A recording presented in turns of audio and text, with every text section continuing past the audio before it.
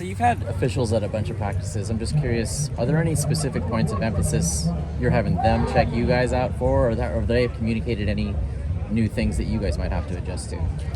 No, there's not. This is the year where there's probably not going to be a ton of rule changes. The clock change, I guess, right now looks like it's going to be the most significant of our changes, which in a practice format doesn't affect you a whole lot. So no, I think it's just general maintenance. Being able to educate the guys. There's something to when you're out there practicing as opposed to like us going in and correcting it in the film room, them actually seeing a flag fly and the other side competitively has to go forward or go back. It just feels more game-like, and obviously having those guys out there watching it, we can't see everything at every single time as we're coaching, and so it's great. We're able to use them obviously in the team drills, but even in a lot of our competitive drills, whether it's lineman one-on-ones or it's receiver DB one-on-one or Skelly or inside run game. It's been very valuable, and we're lucky being here. We've got a lot of those guys that are close, and they want to come over here and get work as well. So it's been a good fit for both to have them here.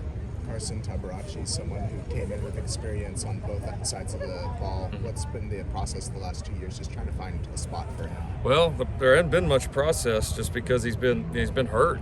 Obviously the back surgery was a big deal, and then he's had a couple of small setbacks early this year, which he's been able to battle through. So honestly, we really haven't even talked positions much with him. We brought him in originally, obviously on the defensive side. We knew he had obviously played both in high school and had started to play both at Utah,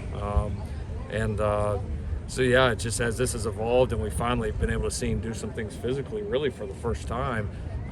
We had a talk with him early this semester, just looking at the depth chart, saying, hey, you may have a pretty good opportunity offensively, and he was all for it.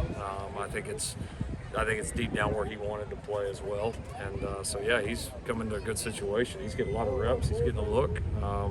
And his skill set's good for it. He's a physical kid, and he catches the ball well. And he's for missing as much as he has, and kind of first time in our offense, and really first time doing this much load physically. He's handled it well.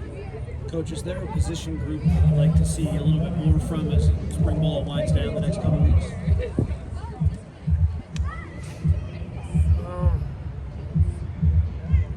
It'd be tough to single one out, honestly. There's, it's the middle of spring. There's so much to get better. There's a ton to be excited about. There's not a position group right now that I'm not really excited about, which I don't know that I could have honestly said last year. If I said it, I lied well. But really, there's a lot to unfold.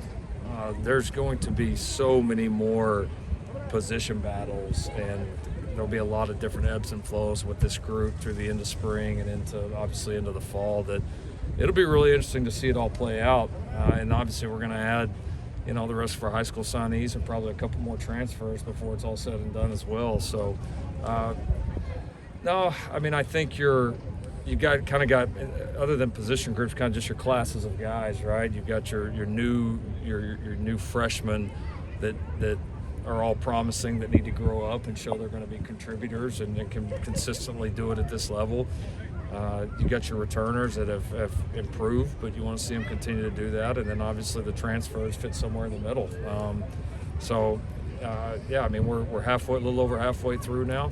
Kind of the bulk of our scrimmages left, and to be able to get into some of those live situations and really watch us tackle, really watch us have the opportunity to run through tackles and finish blocks and then get off blocks defensively. That's, I would say, with the remaining practices we have, 2 of them being primary scrimmages, both this Saturday and then obviously the spring game. Those will be, I think, the 2 things we'll be paying attention to most as a coaching staff. How do you evaluate Malachi Nelson at the midway point?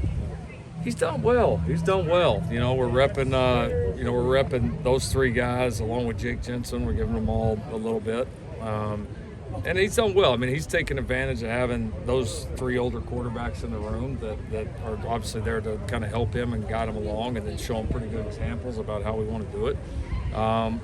He's smart. He retains things well.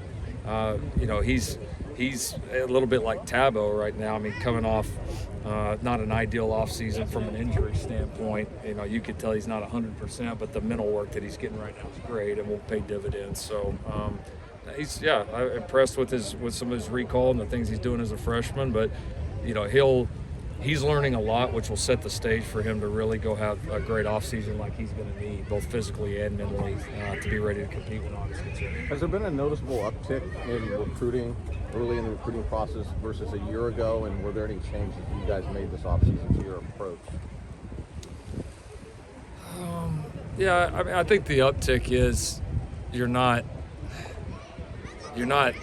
obviously talking about the future, but when we came in here and not had one game yet, you know, there's so much projection, and like everybody's trying to have to figure out, it's like this vision that's out there that nobody's seen anything of, and either you want to be a part of it or you don't, where now there's some context and some validity to it, and I think you can tell.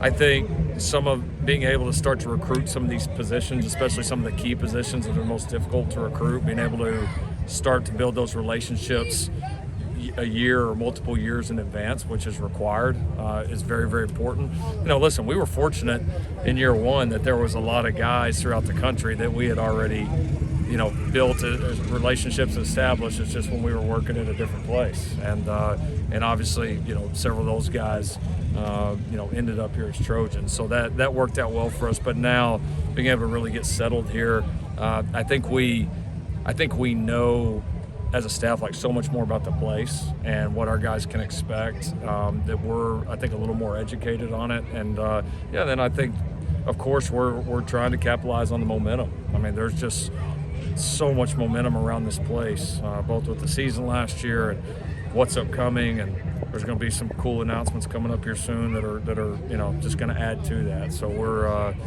you know, we feel that within our walls, and I think our recruits feel that when they communicate with us, and they certainly see it when they get on campus. Let's do one more. Saw Damani leave the field on a card. What's the update with him? Oh, he's all good. He's just been sick, battling a little bit of a cough and some congestion. So it's been most sustained practice that he's had with us this spring. So been real positive. You know, you can see the bright spots and the talent, but certainly early in spring, you've also can tell that he's working off some of the rust from missing so much. So it's been great for him to have some sustained practice, and he's getting better fast. Thank you.